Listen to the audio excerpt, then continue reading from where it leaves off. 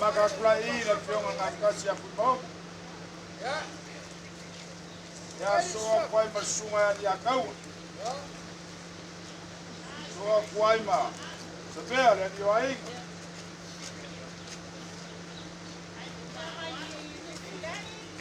Ya soa kwai ma. Fionga ya sala. Ya sala.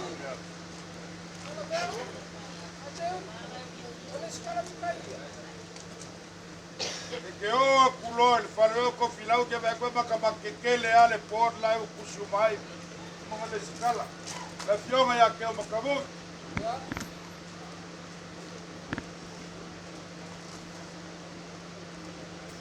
ya o le si que o acabó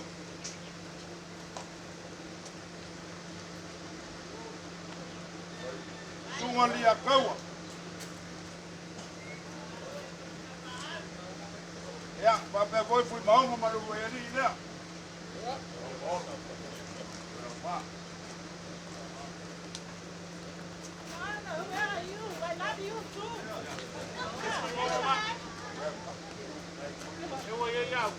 Voy a lu ali. Ya male fiona al fai falile. Suma li acau.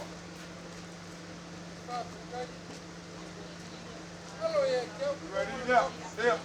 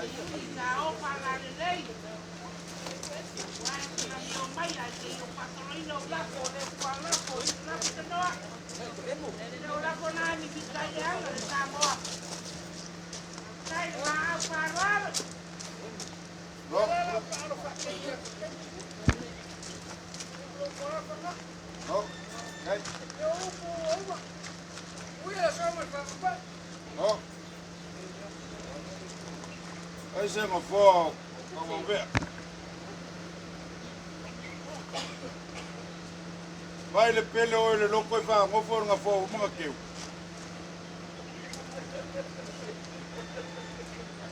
Ka wa vea. O lau fa o kanga o le siriao o fa ma le malu o solo ai ka.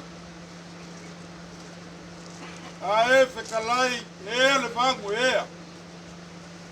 E solo le mangu e solo. E makule ngā kaifale sa wawali o ngawhiroka. Wa uma o ngā efkalai le kai au sola. E sa ngā inga o le mākui kui ku. O sa kuala ma sa whengu i wau. o ke a megi ai pau wa o lea a kua foinga forward ka mo kuala le whainga maloa long kama a ngofor ka mo kuala I longa maoka o ngā ursa ka whapua se iau maoki e le iau le pale le kuia le ala lenga ma fuainga mai longa maoka o ngā ursa whai lo maulat ta kuala wa uma o ka oko upo le ngā fuaia ka ukai o fue ma maunga ka kui ngā a wafa fue wha o ngā lua iwa ma pe au e sifuru markoro le kungu wa uma Samoa sa kupua sa mali e koa ole a fio mai o le fionga il fai pule le fionga ia iongo o le susunga lau pepe o le fio aku le fionga il fa mausisi o le e fio aku le fionga ia fukinga o le aku pai komanifi o mako mangaku lea o ku ke kele ngā o le ngei aiku yo aku ke o makavut whaar fioli man ngei ngua valel e aku sunga mukalo man ngei ngua salofak a fioku ngale ai man ngei ngua solaua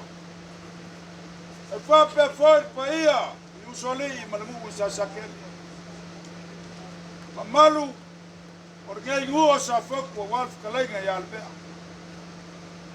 e le ka wilo so paolo kupu le anga wale kasi wale lua kako fisanga inga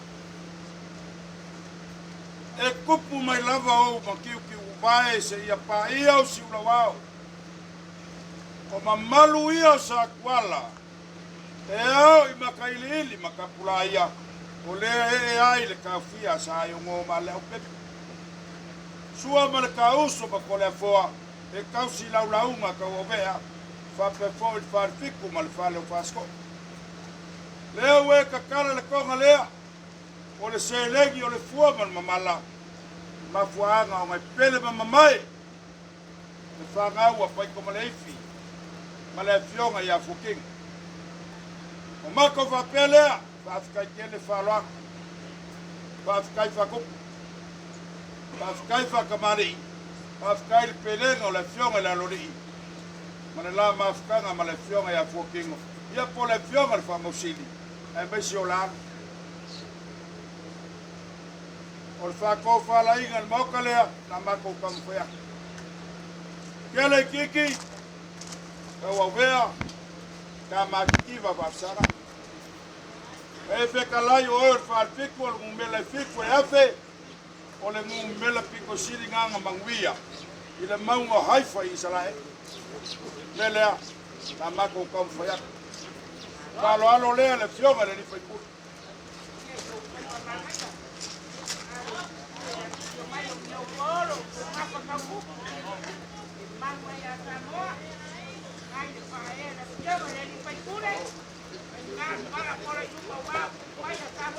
Sua kan sua lela ka foi a mamsa. Lua pusa piso por sua ka sua. Como le more poi.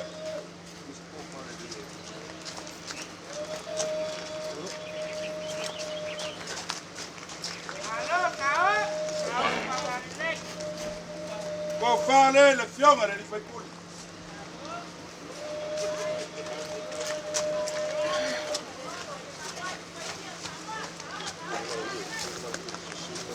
Mori akulan ke kusile lim salam.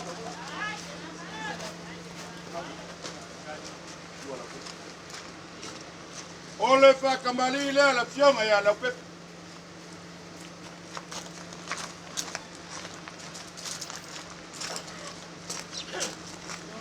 Pai lolo malon kavai la yaku ye pala. Amom sale fo wak. Papala le ali man mafsina kapag. Ole sua kal sua e lua pusa piso. Mangi o kamali e memoria kwai fa lo fioma la pep.